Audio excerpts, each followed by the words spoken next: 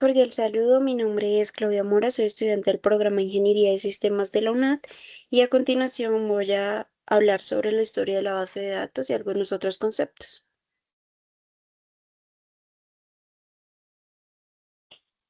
Historia de las bases de datos. El primer sistema de gestión de bases de datos fue el IMS desarrollado en 1960, logrando la creación de bases de datos que podían almacenar y procesar mayor cantidad de datos.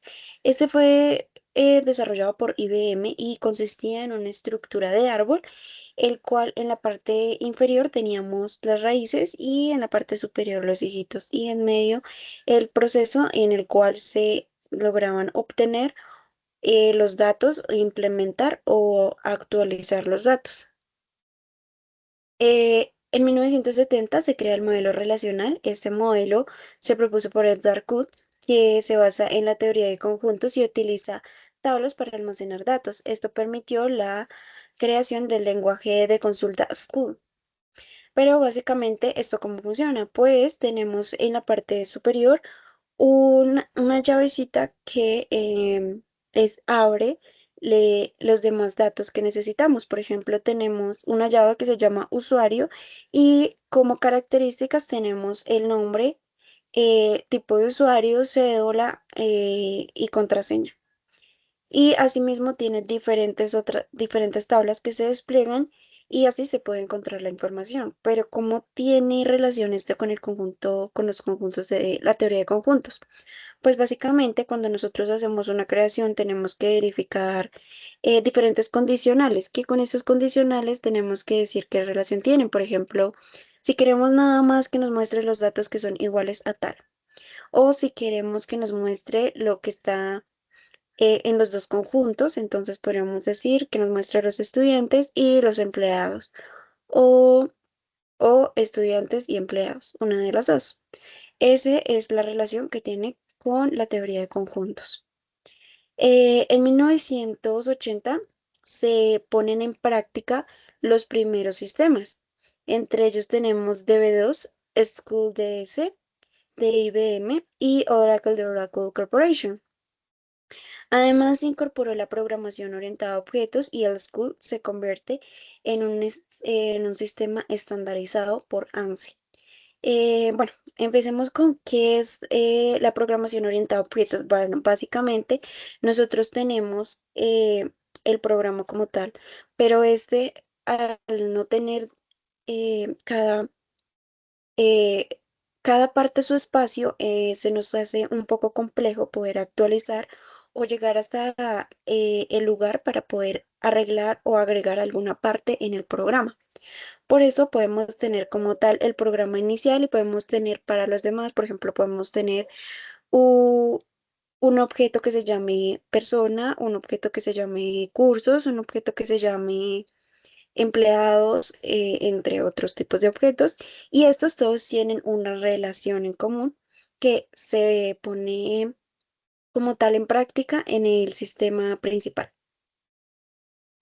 Y bueno, es estandarizado por ANSI, que básicamente sus siglas significan American National Standard Institute, que se traduce en español como Instituto Nacional Estadounidense de Estándares, que básicamente es una organización con fines de lucro que desarrolla y publica estándares para una amplia variedad de industrias y tecnologías de los Estados Unidos. Bueno, también tenemos que en el 2000 ya se crean las bases de datos NoSQL, que manejan una gran capacidad de datos y son mucho más livianas. Además, permiten almacenar formatos no relacionales como gráficos, documentos y claves valor. Básicamente, ¿cómo funcionan? Bueno, los relacionales tienen cada uno su llave y tienes tú que ingresar directamente a la llave para poder saber cada una de las características o poder hacer una edición. Mientras que con los no school lo que nosotros podemos hacer es ingresar, o sea, podemos tener la llave, pero podemos ingresar por el nombre o el usuario.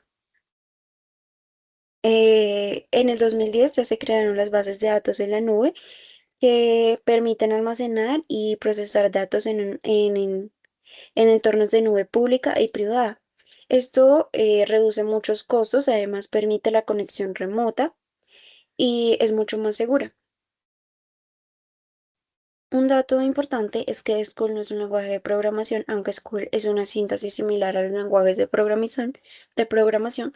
Sin embargo, es un lenguaje diseñado para administrar y manipular las bases de datos. Además, un modelo de datos es una representación abstracta de la estructura y las relaciones entre los datos y las bases de datos. Estos pueden ser jerárquicos, relacionales, de red o orientados a objetos. Un lenguaje de consulta es utilizado para recuperar y manipular las bases de datos y los lenguajes pueden ser procedurales o no procedurales. Y esto puede incluir características como la capacidad de realizar consultas complejas. Bueno, en la actualidad encontramos infinidad de bases de datos, ya sea aplicativos que tenemos que descargar o que podemos encontrar en la nube.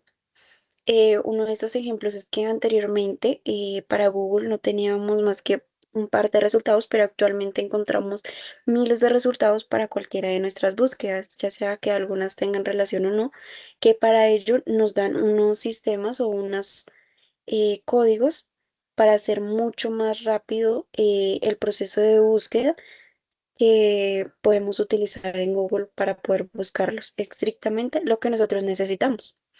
Además, podemos encontrar bases de datos como lo son Alexa o Hey Google, que son herramientas que nos que nos brindan con inteligencia artificial, que básicamente nos resuelven nuestras dudas o sea, de una manera mucho más rápida o que podemos llegar a esas bases de esos datos que necesitamos o simplemente nos permiten acceder de manera remota a nuestro hogar, nuestra casa, o a encender un computador, encender el televisor, encender las luces.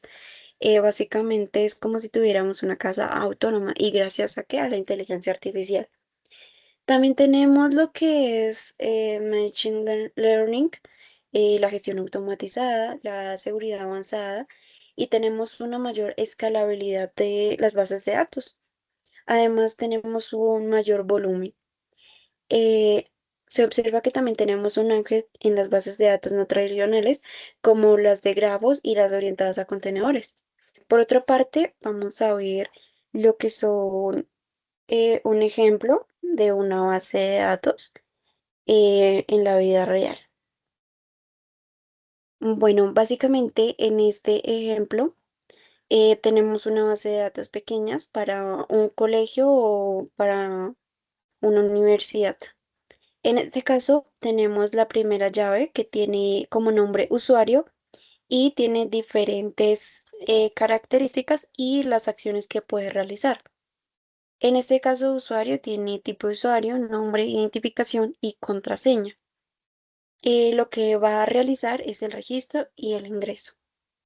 Pero estas características son heredadas por estudiante y profesor, ya que comparten estas mismas características. Pero aparte, estudiante y profesor tienen otras características que los diferencian, que son la dirección y cursos inscritos. Y el profesor tiene salario y cursos que imparte. También tenemos un administrador que tiene diferentes permisos para agregar o editar o asignar profesores y cursos. También está la parte de escuelas que tiene como tal nombre, profesores y curso, que tiene también su nombre, su código y su escuela, y en ellos se pueden registrar, consultar curso. Cada uno de ellos tiene diferentes opciones que van a realizar, como lo podemos ver en el ejemplo. Además de eso, tiene diferentes flechitas que lo podemos ver y cada una de ellas tiene un significado. En este caso, como les dije al principio, esta tiene un significado de herencia. Esta tiene un significado de asociación. La del rombito tiene un significado de agregación y la del rombito negro tiene un significado de composición. Esos también tienen cierto tipo de relación. Por ejemplo, significa este cero con los puntitos y el asterisco, significa que es de muchos a muchos. O sea, un estudiante puede tener inscritos muchos cursos y Un curso puede tener inscritos muchos estudiantes.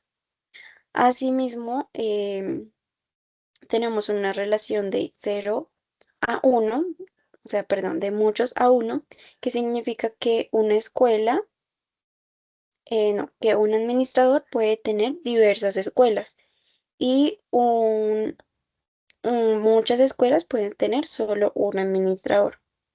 En este caso, escuelas y cursos, tenemos una relación de 1 a 1, que solamente una escuela puede tener un curso y un curso puede tener una escuela.